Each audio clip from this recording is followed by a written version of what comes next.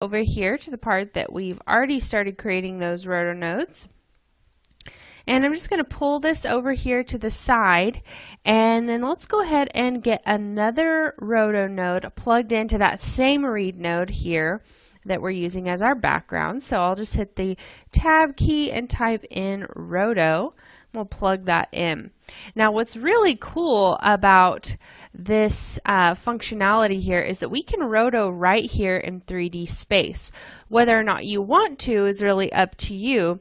But if I just look at this roto node, I am going to be bumped back into 2D space. So just for the purpose of being able to, see this easier, we'll just go ahead and do this in 2D space. Then when we need to make adjustments later on, I can show you how to do that in 3D space. So let's go ahead and get started by rotoing this area of the path just right there.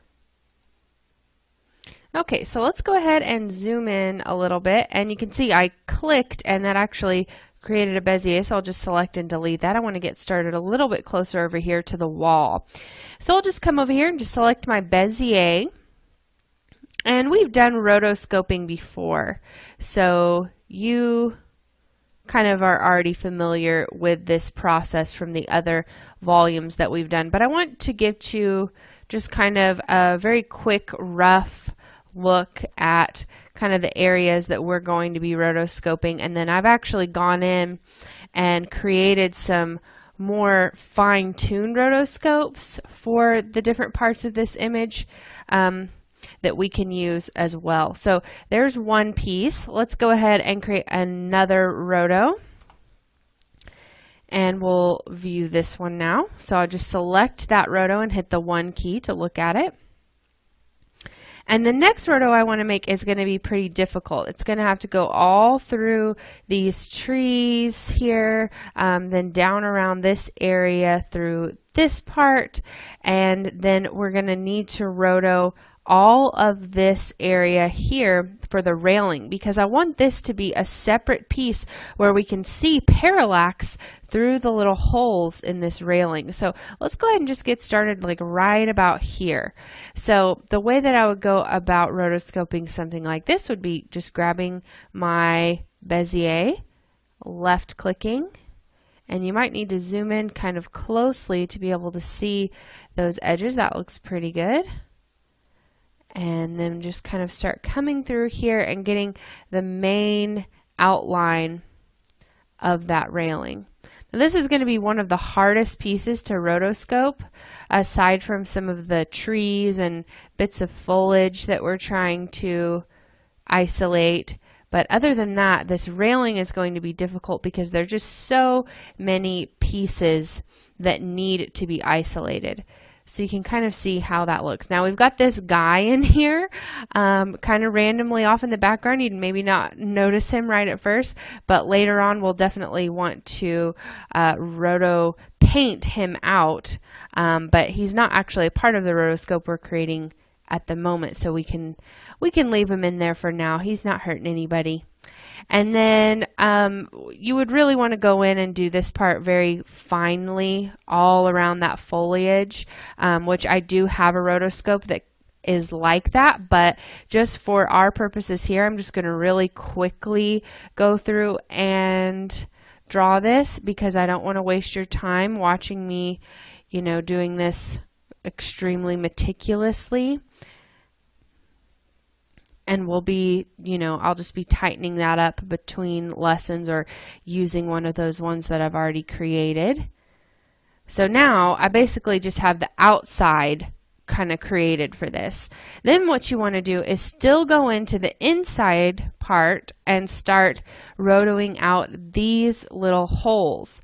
So I would want to, again, grab my Bezier, or in this case, I could grab the cusped Bezier because it is going to be just very linear types of roto shapes. And what you'll want to do is whenever you close a path, it's going to automatically kick you back to the Select All tool. So you'll just want to click the Cusp Bezier again before you start drawing another path.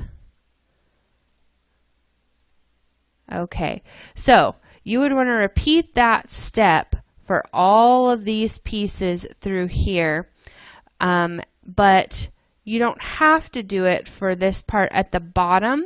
But I think that actually I would like to. I think that we might get a little bit better of a parallax result by doing that. So there's not really a definite line, but I'm just going to go ahead and kind of guess, you know, what that line would look like based on the board above that. So I'll go ahead and do a few of these just to kind of show you what that looks like. And that one's difficult because we can't even see the end of it really that we're shooting for there. Okay, so we've got a few pieces kind of filled in here. This part right through here, I would not really spend time trying to figure out, you know, should I roto this little piece? But this one right in here, definitely we'll want to go ahead and do that. So don't worry about, even at once we get to the more fine-tuned rotoscope that we'll be using for this part that we're doing here, don't worry about that. Just want to focus on these holes through here, down through here, and then these up here. You can do these little ones down through here, but it's not a requirement because they're so far away. But if you want to just add a little bit of something, you'll definitely have to zoom in pretty closely to get that working for you. So just trying to get the right tool there. So you can see if you're too far out, it's just assuming that you're kind of drawing on it, on what you already had there. So you'll have to get really close in there to be able to roto these parts out. And you can see these are just very, very small edges. They're not going to make a huge difference in your final composite. These, however, very big difference. So you will want to go in and still create roto shapes for these types of pieces in between the slats. They are going to be really obvious if you don't go in and do those. Okay, so we've kind of got this piece here isolated. We've come in and kind of started this piece. Then this right here would be another one, and I would want to include this little tree. Then I would go in and create a roto shape for this formation, kind of going all the way down through here, stopping right there at the bottom, and then one for this piece as well.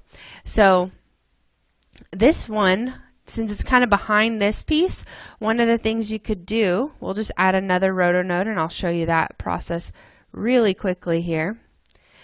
You don't have to really do it very delicately. So what you could do is just kind of come in with a Bezier and just do a very rough shape overlapping what's already there. Because it's behind that piece, you're really not going to notice later on that it's got a little bit of the foreground elements on those edges, because we're going to be tucking this behind this piece in 3D space.